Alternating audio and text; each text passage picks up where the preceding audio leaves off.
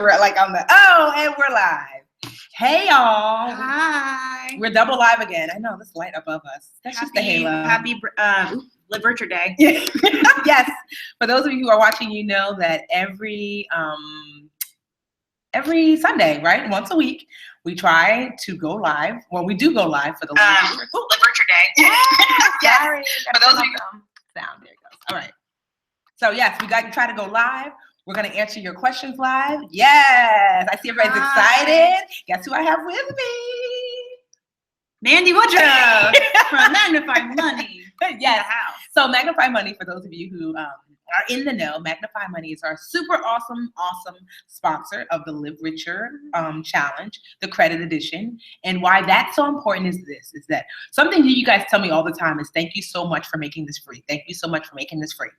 The only way I'm able to make all of this awesomeness free, look, everyone's like, hey, Mandy, is because of Magnify Money and sponsors like that who say, I will give you enough money, Tiffany, that you can, because it's not, yes, it is not, it is not cheap to run, because one, you know, you have to pay the designers, the like, I don't even know, the coding people, right? The writers, there's so many people that have to be paid in so many platforms that I have to pay for in order to produce. Somebody says they like your scarf. My scarf. I got it at Target. And so many things that have to be paid for in order for the challenge to be produced at the level that you're used to. And so when Magnify Money came in, y'all know the first year I did the challenge out of pocket. I can't afford to do that. Like I literally drained my bank account in order to do the challenge. But this year, Magnify Money stepped all the way up.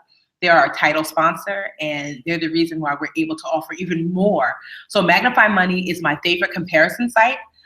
It's so crazy because I love when this happens, when what I actually do lines up. So I've been telling y'all about Magnify Money for years before they've given me any money whatsoever. Or hired me. Yes. And so I love Magnify Money. I love the founder, Nick. He's amazing.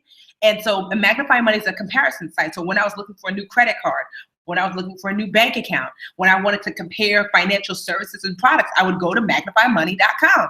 And so when they reached out and said, hey, we want to work with you, I was like, hey, perfect timing. And so, yes, so the way you can thank them is if you go to their Facebook page, Magnify_Money, you just type that into Facebook, and just say thank you so much, because we really appreciate them, because we're here because, you know, they were able to fund all of this. You can actually find it just Magnify Money on Facebook. Oh, see? That's our Instagram and Twitter, but see? You're right. Just Magnify Money. And thank you so much for all your messages. You guys are the nicest people. Yeah. You have very nice dream catchers. You know, dream catchers, we try. Or at least you're being nice to us. Yeah. So thank you for all your messages. And if you have questions, you know, feel free to reach out to us. We have a team of experts just waiting to answer them. And if we don't get to you, you can always email us at info@magnifymoney.com. And hi, I see some fans of Brown Ambition Podcast. So Mandy's here in the office. You know, we have a new office space. The Budgetnista has a new office. Very nice. So Mandy came because we both have a podcast called Brown Ambition together. And we taped earlier. So if you have not listened, if you have not joined, or you're not aware that we have a podcast, it's awesome. And we talk about. And if you I've listened to the podcast. I see a lot of people saying you're obsessed. Go leave us a review on iTunes, please. January has been a record month for downloads. Thank you so much. But we will not rise in the rankings unless you tell them how much you love us in the reviews. So please leave us an iTunes reviews, please. And then come back to the live feed. Yeah. So now we're going to get this party started. Okay. So we want to just honestly, let's take some of your, let me go get the book. So Mandy's going to keep you busy. Yeah, keep you busy. I'm going to go get What's the topic this week for this week was, so you know, every week for the challenge, you see my cold shoulder? Ow. So this week for the challenge, week one was all about credit knowledge, right? That means we wanted you to understand what is your credit score, what is your credit report, how is it? Yes, I know it's backwards. Sorry, I can't do anything about it. It's on Amazon. You can get the Live Richer Challenge Credit Edition there. And so it was all about credit knowledge week one.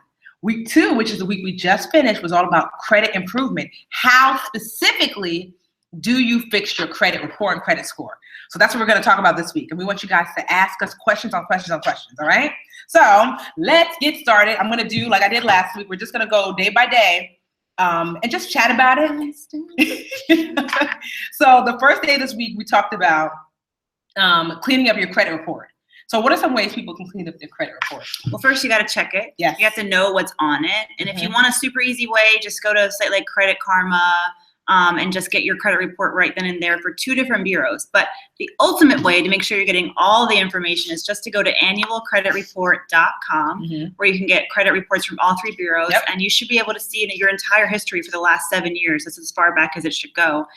And if anything is amiss, like if you see that, this statement says that you missed 2 light bills and your credit report of experience is you missed 2 light bills and you're like, well, I don't pay my bills on time, you can immediately file an error and request them to fix it on your credit report because that could be ruining your credit and you have no idea. I tell this story all the time. When I moved to New York City and I was 22 and I had never checked my credit before and I tried to get an apartment here and my landlord said, I'm so sorry, we can't approve you. Your credit's horrible. And I was like, I barely have a credit. How can it be horrible? It turns out when I was in college at some point from when I turned 18 to between 22 years old, someone took out a $12,000 line of credit under my name at Chase Bank and ran it up and never paid it off. And so it had been dragging down my credit for the last 3-4 years. That's crazy. And I was quickly able to resolve it by filing an error on all 3 credit reports from all 3 bureaus. But I almost lost my apartment. I had to beg them because it takes, once you file an error report, it takes about 45 days, I think, in which to get back to you. Between 30 to 45. So during that time, it was like, I'm going to lose this apartment. And so I had to beg them, please, let me have this. So that was one of the best things that you can do. If you know that your credit isn't good, how do you clean up your credit report, right? Okay, then that's pretty much it. But some people have errors, like even the name being messed up, the wrong address. I mean, there's a lot of people with the exact same name as you, and you could have Mary Johnson's credit history on your report, and if it's bad, then it could be hurting you, and you have to file a report, a request to have the error fixed as well. And that really can mess people up. So, okay, Annette, she's just asking us, repeat the name of our podcast. Brown Ambition. So Brown, brown comes in different shades. Yes. Ambition. And so Brown Ambition. iTunes, we're actually on the homepage of iTunes. If you go down if you're looking on your phone or on your desktop, you go to iTunes and just scroll down under Black Voices in Business and you will see our faces. Yes. Brown Ambition. So go leave a review. Yes. Any more questions? So I'm just typing this in. Oh, this guy wants, Nicole Livingston wants to know, my credit score has not changed since 2015. It hasn't gone up or down. Is this normal? I purchased 2 cars, one in 2015 and 2016, and the score they used was exactly the same as it is today. I hope it's a good score because that's not completely not normal. I don't know. I mean, your score can fluctuate day to day sometimes. Day to day. Yep. So it could just be that you caught it on that day. You caught it on the the normal day. Yeah. But I bet when you took out that loan the first week, the first couple of months, your score probably dipped, 20 to 30 points easily because that's considered a hard inquiry on your credit report. I just took out my fiance took out a loan in his name for our car in November, and that was a hit to his credit. So your credit score, I promise you, has definitely fluctuated. But you probably just didn't catch it on the day that was like, oh, man, can you see your beautiful face? All right, so that was day 1 of this week, was clean up your credit report. The second day this week, which is day 9, was bills on lock. So 35% of your credit score is contingent upon it's really called payment history. Do you make payments on time? Say that again, though, and slower. Yes. People don't get it. Yes. So 35% of your credit score is your payment history. Like the best the biggest chunk of your credit score is, do you pay on time and do you pay what they ask or more? Do you pay on time? Do you pay what they ask or more? That's 35% of your score, the biggest chunk of your credit score, right? And so day 9 of this week that we just passed was bills on lock. One of the ways that you can do that is if you automate your bill payments. Open up a separate checking account just for bills and automate those payments, because what it will do is it will ensure that they're not late. And you can help to automatically affect 35% of your credit score. So that was day 9. See, so I like to go over the task really quickly with you because I know some of you get so overwhelmed and you think to yourself, oh, I can't do it. The challenge is too much. It's not, right? Come on, like bills on lock, like that, it's not. So that was day 2. That was day 9 of this week. Day 10 was amounts owed. So 30% of your credit score is how much debt that you owe in comparison to how much debt you could owe. And so that's what we talked about on day 10 of this week is like, okay, how do you affect, what are some ways that people can affect like how much they owe? Utilization. Well, you got to pay your bills down. I mean, the sweet spot. So most advice is you want to stay below 30%. So if you have 4 credit cards with a total, add up the total available limit. So if it comes out to $10,000, you want to keep less than $3,000 at any time across all of those cards at any time. That shows credit bureaus that you can resist temptation, that they can give you $10,000, but you're only going to use $3,000 or less. Now, I try to keep zero. Yeah, me too. Like zero should be the goal. You never want to carry a balance because you carry a balance, you're paying them. Yep. Okay, you're paying them to borrow their money, and that's never cool in my book. But if you're trying to pay down your debt, you want to really be reaching for that less than 30% and then less than 20 and then on and on and on until you pay it all off. I wouldn't recommend the other way to raise or lower your utilization, which is just to take out more credit. I'll say this, that you can, but you have to really know yourself. Exactly. And not just taking out, like necessarily opening up a card. One of the ways I did when my utilization was a little on the high side, I called the cards that I already owed and said, hey, am I, or one of them in particular, because I was like on the cusp of really being out of control. Can I, and it was only because I'd lost my job and I was depending on that card, and I was in the process of paying it down because I finally had money, but my utilization was just too almost maxed out. So I asked if I could get a credit increase, and that helped with my utilization. Ultimately, all the tips that we give during the challenge, whether it's from me, the Frugal Creditnista, and the Tip of Her, or Magnify Money, you have to find what's best for you. That's what's really critical. That it's not just like, oh, this is what they said, so I'm going to do it. You want to make sure that, because of getting or raising your credit limit is going to put you in temptation. It's like putting candy in front of a kid and you're going to eat it. Then don't do that. You have to know yourself best. So that was day 10. Someone just said, I thought it was 30% of each card. No, it's actually 30% of all your total available balance. So overall. Good question. Yes, great question. So day 11 was length of credit history.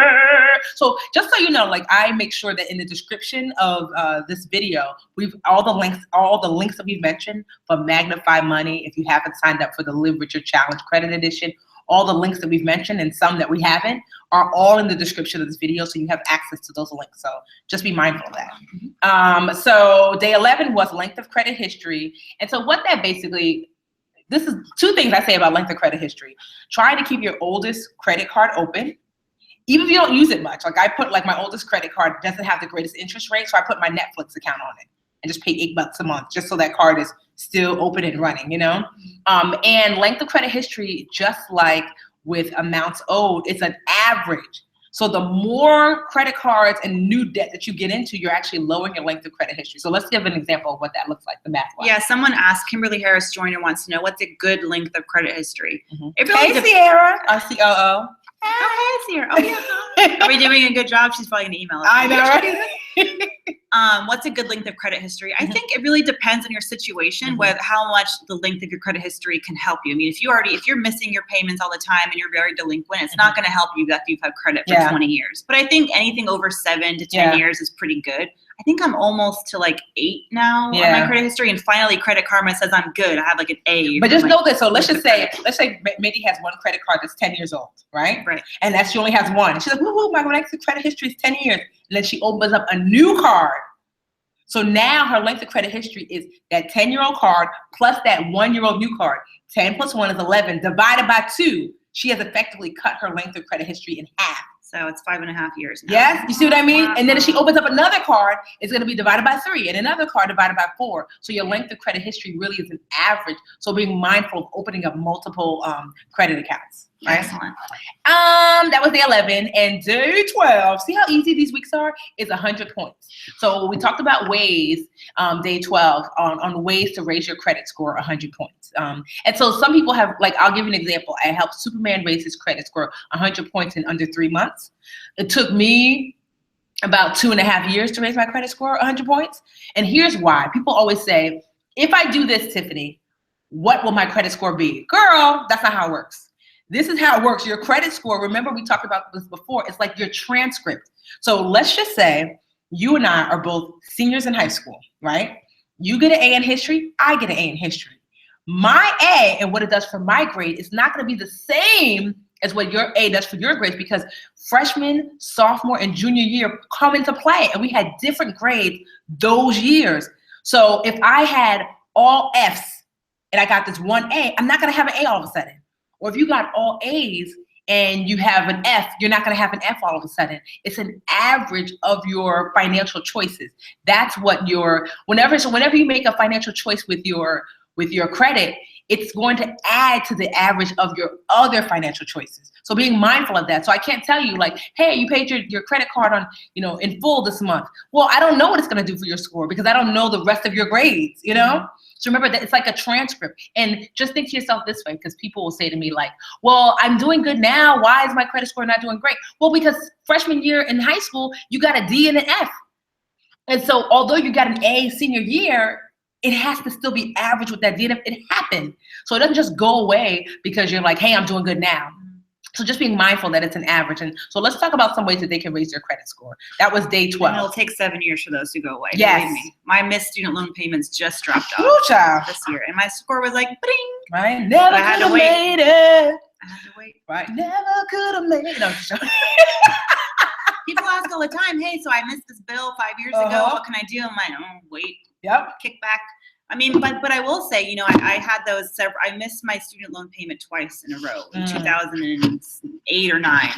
But I managed to get my score over 700 even with those accounts because over time it matters less. And I was adding so much good history to my credit in the meantime, paying my bills on time, getting different mix of credit. So it's not impossible to have good credit even though you have a bad history. Because the thing is that like if you guess maybe you got a D and an F, but if you keep getting A's and A's and A's and A's and A's, eventually you will offset the bad grades that you had before. But you just have to know that. So here's some ways you can raise your credit score that we talked about in the challenge this week. 1, paying off your credit card debt in full every month, right? I mean, there's like, honestly, that's one of the best ways. That if you have credit card debt, that you never swipe more than you can pay off in full every single month. But Tiffany, if they give me $5,000, doesn't that mean I can afford to spend $5,000? Just because you can pay for something doesn't mean you can afford it. It's an actual question I get sometimes. It's a trap. It's literally a trap. You need to know the rules. They're set up to trap you in more debt. You have to know that the only way you're going to win is if you don't actually do what they're telling you can do. You have to fight against it. Have you heard this credit card company say, you know what? Actually, it's better to leave a little something on your credit card. Oh yeah, absolutely. Right? That is a lie from the pits of hell. All you're doing is putting money into their pocket and taking pay it money off in out full. of yourself. You can even trick it. So one of the ways that I was able to trick my credit score to going up is that literally I had a credit card and the only purpose was to make my score what I call jump like Jordan. So I had this one credit card when my credit score used to be at 802 before I bought a house. And then during the recession, my credit score dropped to a 527. So pretty low. And so 2.5 years, I've raised it to a 750, even though I went through foreclosure and they took my house, right? I'm not bitter, right? And but I met with my friend was a bankruptcy lawyer, and he told me one of the things you can do is to pay your credit card in full every month. And at the time, I had 2 credit cards that were almost maxed out, but I had one that had forever and I wasn't doing anything with it. He was like, go put your cheapest bill on that credit card. And at the time it was like, I don't know, my gym membership for $25 a month. So I put my credit card in the middle of this equation. My gym membership charged my credit card $25 a month, and my checking account that I set aside just for bills paid that credit card off every month automatically. Gym membership charged the card, bank account paid it. And I took that card and I left it home. And I did not use that card for anything else other than that automatic transaction. Charge, pay, charge, pay. And I did that with 2 cards. And within a year and a half, because the way my transcript was set up, that it wasn't like the only really bad decision, a bad grade that I had was my mortgage. I was able to raise my credit score to 750 in about a year and a half, And so, for example, Superman, my fiance, she won. That's all she needs. You can quit now, right? I know, right? You made it. So Superman, when I met him, his credit score was in the 600s. And he only had 1 grade on his transcript, his financial transcript. He had 1 credit card. That was it. And it was a $500 limit. And he had maxed out to like $490. And he was paying off a little bit every month. That was me in college. Yes, because all day. I got too excited. So he thought that was the best way to show, look, I make payments. And I said, no, brother, pay it off in full. And so he paid it off in full. People think that. Yes. So he paid it off in full. And within like 3 months, his credit score went from a 630 to a 750 in 3 months. But that's because he only had one grade. So he went from a D he was getting, and then he turned that D around and made it an A. So it made his whole transcript look like an A because he only had one grade.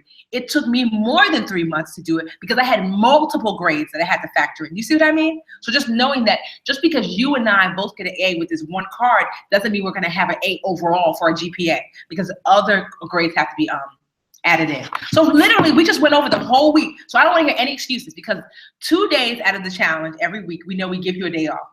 One day is what we do today, kind of like answering your questions, which we're going to get to, and just giving you some encouragement and going over the task. And the day before the inspiration day is the day I say that I want you to relax, review, and just like recover, basically. So you really have only 5 days of tasks, no excuses. And if you didn't make them, that's okay. Did you get the book from Amazon? Because if not, you can always go through it at your own pace. We set up the challenge like this. So I, for y'all who know me, I was a school teacher for 10 years. And I purposefully created the challenge in this way, in that one, that the tasks are easy to implement if you're willing to do the work. Does it take, like, you might have to make some phone calls and click some buttons? Yes. But all you have to do is know how to read, write, add, subtract. That's it, right? 2, they build on each other. Week 1, all about knowledge. Week 2, taking action to raise your credit score and clean up your credit report. Week 3, how to maintain. So you can literally pick and choose. Not every task is going to relate to you.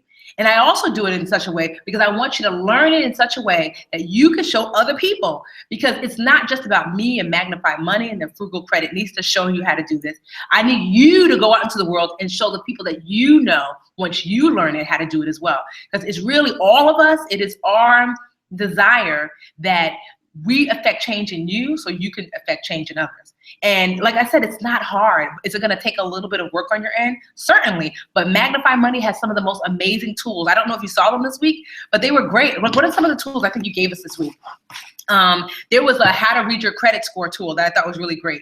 You guys wrote like a blog post on it. There was something else that you gave us this week. Was it the infographic on decoding your credit score? I think so. That was another one. Secured card explainer? Yes, I think it was a secured card explainer. There's some other great tools. Like if you look in the link in the description of this video, there's a bunch of great tools that you got this week that I put in there. Credit Sesame. What I like about Credit Sesame, not so much their credit score, more so that they give you $50,000 of free identity theft insurance if you sign up for your free credit score. So that way, once you are a Credit Sesame member, you get that. Self-Lender is a great tool to help you raise your credit score. The link is in the description of this video. And just a bunch of awesome stuff. So no, what excuses? What? Come on, Mandy. Cheryl read the secured card infographic. Thank you. Yes. Really hard. Yeah. So Mandy's the one who made sure all that stuff was as dope as it is. Quality control. Yes. All right. So so now let's get popping with some of your questions. All right. It says, Erica says, do you think a student loan provider will remove a late payment since it's my only one and I'm usually in good standing? Try. Yes, ask. Call. Do it. I've gotten that. I've called Kohl's so many times. Yes. Because I use Kohl's like once a year to get my mom a Christmas gift. She loves Kohl's. Mm-hmm. And I'll just forget because I'm not used to having to pay it. And I'm like, oh crap, I missed that Kohl's charge payment. And I call them and I'm like, hello, it's me. I'm so sorry. I'm a good customer. Please remove my late fee. And they do it happily. Mm-hmm. Student loans, maybe a bit more tough. But if it's your first one, you might as well try. You might as well try. You can always, now they're not under any obligation to say yes, but you can always ask and try. Yeah. Diane asked, how do I dispute your score when being pulled for a credit card app and denied? Should I contact them? Diane, let me contact them who? I'm guessing she was applied for a credit card, was denied, and now she's got like an inquiry, I'm assuming, like a hard inquiry, which brings down your score. And she wants to, I guess, dispute that. I think she's trying to dispute it and trying to get the credit card to approve her. Like even though she's been denied. I would say it's maybe. I mean, you can try. I mean, it's worked for me. So, okay. But on a different level. So my credit was fine. Mm-hmm. I was denied, or this happened. I'm like merging my life with my. Oh, they got the wrong score. They got the wrong score. Okay. I mean, if it's an error on the credit card company's pulling the wrong credit report, then I guess you can call them. You can call and ask. And honestly, too, I mean, I don't know what your score is, but you might want to look into a secured card as well. Magnify Money has an awesome comparison tool. If you go to magnifymoney.com, you can look at and compare a secured cards. This is why secured card is so awesome, because a secured card protects the bank as well as yourself. Because go ahead. No, Diane just clarified. Okay. So the score they pulled is different from what I pulled. Here's why. Okay. And here's what you don't know. So, and this is going to blow your mind. It's going to like really frustrate you because it is frustrating.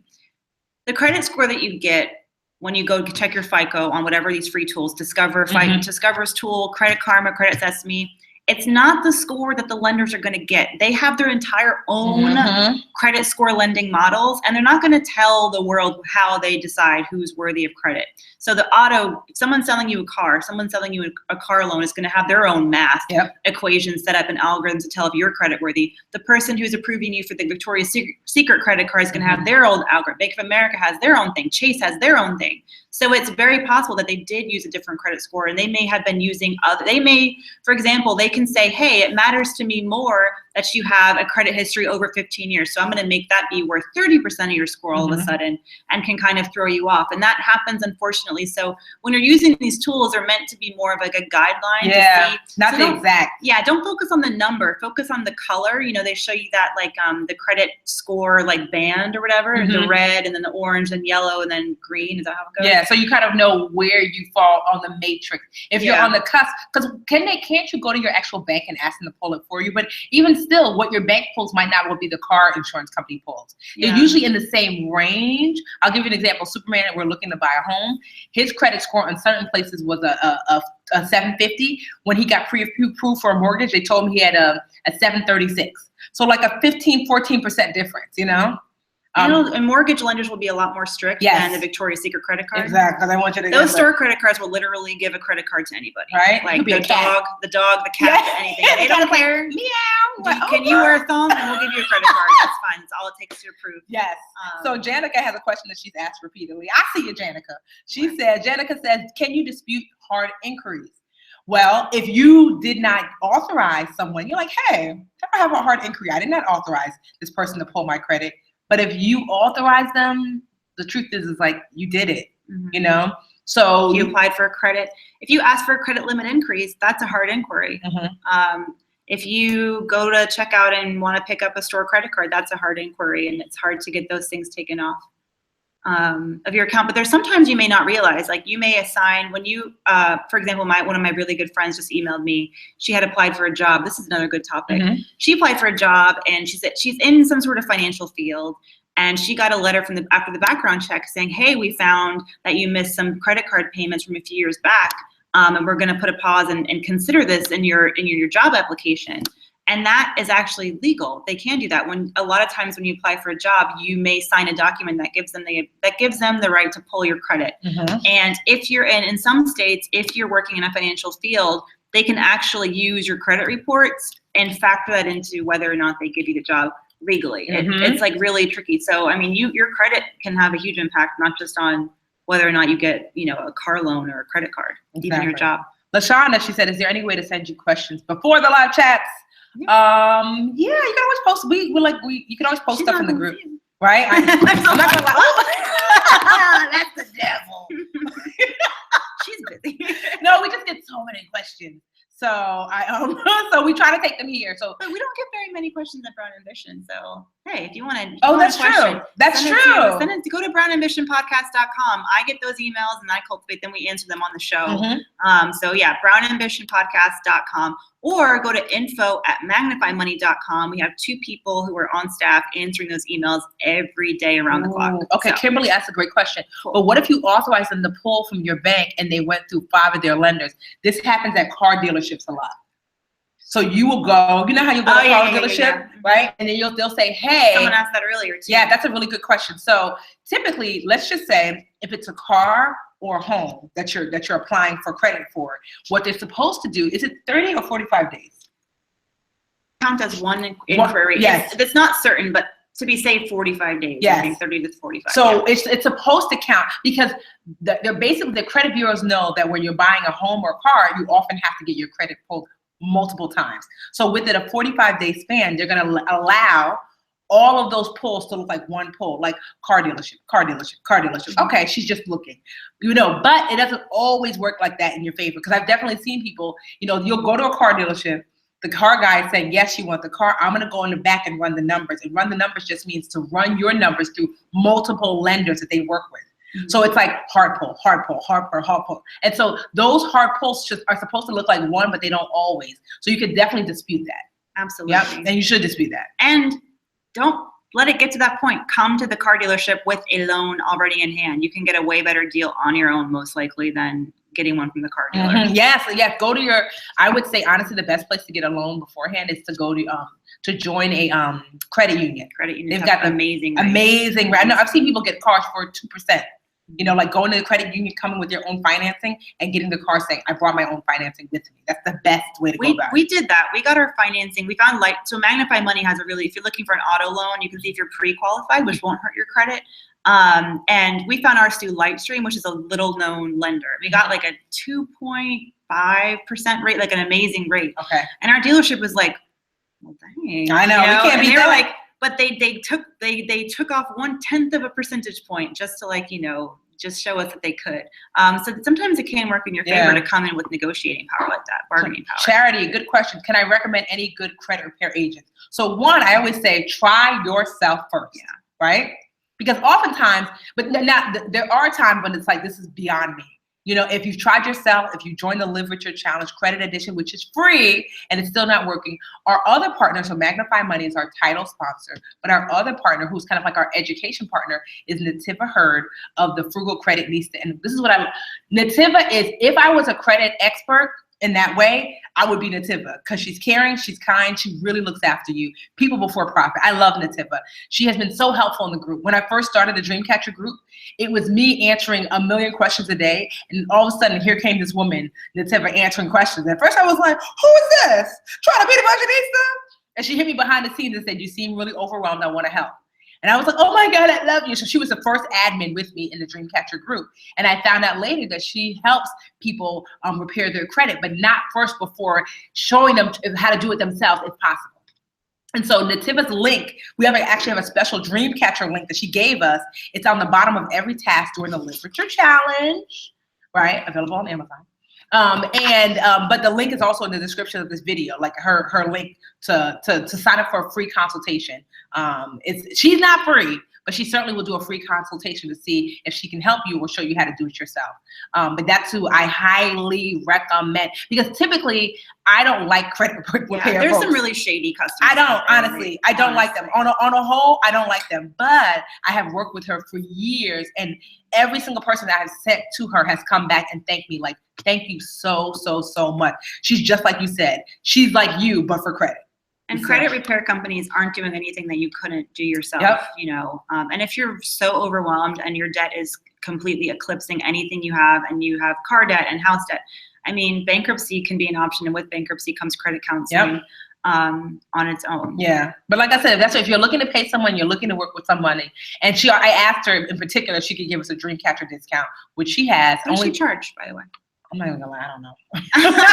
But I asked her, I said, Nativa. I mean, I knew at the time. I just my soap is cheap. Yeah, well, I mean, from what I remember, it wasn't overly expensive. But I did ask for a special discount, which that's why I said use our link above, because it's a discounted rate than what she charges normally. Here's a good question. Mm-hmm. Susan White says, and this comes down to strategy. She says, if I pay a bill with a credit card, how long do I wait before I pay the credit card off in full? You want to wait until your statement balance comes to you, your monthly statement comes, because at that point, that means that the credit bureaus have been told that you only had $10 for Netflix or however much on your account versus a limit of $1,000. So now they know that your utilization is like, what is that, like 1.1%. You might be tempted to just go ahead and pay it off right away. But when your statement balance is reported, it'll be reported at 0, and it'll show that you're not really using your card. So look to see, because you typically know when your statement comes in. So if you want to automate it, for example, let's just say you normally, I usually get my statement, or you can call them, honestly. They will tell you, like, you know, we issue your statement on the 13th of every month or whatever. So, you know, okay, so on the 16th or the 13th or whatever it is, I will send out my automatic payment. So that's what I probably would do. I would call to make sure. Let's see. Recommend a secured credit card. So if you go to Magnify Money, just Google Magnify Money secured, best secured credit cards. Go ahead. I think that's spam. Best secured credit. We have a guide to secure credit cards, and I don't want to speak out of turn, but I think Discover has a really good secure credit card. Go to your credit union. Go to a credit union and see what some of them have. Credit builder loans, which are kind of another type of secured credit card. I know USAA has a secured credit card. Wells Fargo has something about credit building. But there's definitely options out there. It says which credit score is. Well, let me read some from Student Loan Help, please. Yeah, we're reading 2 screens. I know, right? We're live on Facebook and we're also live on so we're only going to take a couple more questions. Okay. The information you two giving is priceless. Oh, thank you, Linda. That's a cool name. Which credit score is best to follow? The bureau scores or the FICO? It's all supposedly the same. They're all. I mean, they're not the same, but just use all of them as a guidepost. And like we said, the lenders you have their own recipe as well. So don't obsess over the exact number. Just try and get a gist. I check mine at Credit Karma and I use a Discover tool, and all my credit cards have a free FICO, so they're all similar, and I'm happy. Oh, Daphne made a great point. She said your closing statement dates are on your credit card bill. Awesome. You don't even have to call. Thanks, Daphne. That's true. Let me see. What are some other? I'm just trying to read some of your. Can you scroll up? Yeah. Can you please recommend? Oh no, somebody already asked. Someone says they're using the snowball method for credit cards. Awesome. It works. Yeah. Science proves it freaking works. Yeah. So the snowball method, which is so great about it, I go over the snowball method in my first book, The 1 Week Budget. And actually, there's a 99. If you just want to do just the snowball method, I have a book called How to Get Out of Debt on Amazon. It's 99 cents for your Kindle. You're in the. Oh, my bad. You're in the middle. Oh, okay. Great advice on car buying. I wish I'd known this earlier. Girl, we all wish we'd have known this so early. We'd all be rich. If it weren't for this job, I would be in such a hot mess. Yeah. Someone said, should you pay collections in full or settle the amount? So depends how far late you are, right? So this is what I say. So let's just say you know, it's already, because the statute of limitations on revolving debt in New Jersey, for example, is 6 years. So let's just say I'm in year 4 of being late. Well, we here now, meaning like the damage. Yeah, the damage has been done. So you might as well, if you're gonna pay, you might as well pay as little as possible because the damage has been done. I would say if you're only a little bit in and you have the money to pay in full. But if I'm year 4, the damage has been done. So what I'm gonna ask for is, okay, I owe, let's just say $2,000. I always say start at offering 20 to 25%. In full. So like, oh, you know, I only have, you know, $250. Can you guys take that? And they're always going to push you up, but you start low so they can push you up. So maybe you end up of the $2,000 paying $500, you know? Yeah, because settling is going to bring down your score. But the reason why we said that, you know, if you're 4 years in, you have been getting a hit every month on your score for 4 years. So you've already done the damage. You might as well pay the smallest amount of money possible for that damage. And if you have newer bills that need to be paid, you want to focus on those. Yes, anything 2 years old or younger, that's what's really hitting your score. So I tell people when they're like, oh, I'm working through, I'm like, I'm not saying don't ever pay the old things, but focus on things that are 2 years old and younger, because that's what, think about it this way. If you told me, you know, the last time I was only in 1 car accident, and I'm like, when was it? You're like, last week. I'm like, it's fresh. I don't trust you with my car, right? But if you told me that you were in a car accident 4 years ago, then I'm like, oh, you made a mistake 4 years ago. You probably learned your lesson. Same thing with credit. If you made a mistake, you know, 4 years ago, it's not as important as the mistake that you made last month and not paying. So it's the new stuff that means the most. Let's see. We'll take maybe just 1 or 2 more questions. And then let's see. Let's see. Maybe you pick the last one. Okay, someone said, I filed bankruptcy. Can I still pay some of the debt, or should I just start over secured credit card? Well, so they give you a plan, right? They give you like a... And typically, if you file bankruptcy, that means that the thing that you owed money on, like except for student loan debt, because that follows you to the grave, right? But usually it means that if you file bankruptcy, they kind of put it all together and say, the slate is wiped clean. You don't owe those people. So you're not going to be paying those people that were wiped clean through bankruptcy. That's the point of bankruptcy, right? Sometimes I've had friends who are family maybe, I'm not saying their names, but sometimes the judge in a bankruptcy case can decide that some of them need to be paid off. Okay. And they can put you on a payment plan, but generally it's for a lesser amount. Yeah, what you owe. But you should get that plan. And then, it's not up to you. And it's too, like, you can definitely start with a secured card. That's actually a good option to start rebuilding your, and so like we said, go to Magnify Money and use their secured card. Google Magnify bankruptcy secured card. There's life after bankruptcy, something like that. Mm-hmm. Somebody asked, how do you transition from a secured card to an unsecured card, which just means how do I go from a secured credit card, to a regular credit card, where I'm putting down the money and paying myself, to a regular credit card? And she asked, will it be a hard inquiry? So one of the best ways is to pick the right secured card. Like, for example, my bank, which I shall not name because they're not like the best people, but my bank has, I know, I'm going to make the move. I can't believe Budgetnista. I'm leaving them. We're breaking up soon. It's just that I just need to get my things. So my bank has a secured card, and this is what banks that have secured cards. So ask your bank if they have one. When banks have secured cards, typically what they do is if you treat that secured card well, meaning paying what you owe when you owe, about the 6 to 1 year mark, 6 month to 1 year mark, usually about the 1 year mark, if you're paying and paying and paying, they will say, hey, you've been doing such a good job. They will give you back the money that you used to secure that card, that $500 or $600, and make your secured card, bump it up to a regular card. That's what happened with Superman. So he had his secured card at my bank, had his bank too. And then one day we went to the bank and he was like, babe, there's $500 extra in my account. Let's go. I was like, wait, hold on. Let's find out where the money came from. And sure enough, it's because they made his secured card a regular credit card. There was no additional inquiry. They just bumped him up as in, good job, Superman. You make on-time payments. So that is one of the best ways, because if you just get a secured card that's just a secured card, you're probably going to end up having to open up a separate credit card that's a regular credit card. So typically I like to look at secured cards that can be upgraded to regular credit cards through a bank. All right. We good? Yes, I think so. It's always fun. Yes, it is always fun. So just so you know, if you're watching this live, if you're not, you're gonna miss it. If you're watching this live, we have an end of the year party for the Live Richer Challenge every single year. Yes, and guess where it is? Your hometown. Jersey City? No, your hometown. Atlanta? Yes. We're going to Atlanta? Yes. I didn't know that. I hope you can come out. I like your travel. That's right. And so when is it? So it's going to be the weekend of the 27th. So I believe it's Friday the 27th. I know. Friend's birthday. Whatever. Exciting. Atlanta's gonna come. Yeah, so we're coming. Let me make sure it's on the 27th, because I'm like, let me look at my right. Yes, Friday the 27th. We're having an awesome free party in Atlanta. So typically I have the end of the challenge party in Jersey because I live here and I'm lazy. And I'm like, I'm just gonna go down the street. Right. But this year we're gonna try to rotate the Live Richer Challenge completion party from different states. So our first kind of like out there move is Atlanta. And so super excited. Atlanta loves the Budgetnista. Yeah, so it's our biggest market. 10%, even more so than Jersey. 100%. Even more so than, I'm like, Jersey ain't even represented for their hometown. Atlanta women stick together. Yes. Who was Bob the Builder? Anyway, so we're about to start blocking folks. Wait, he was an issue last week. Was he? I remember that name. Yeah, we'll be blocking him. So yeah, so I'm going to be coming to Atlanta. So I'm super, super, super excited about that.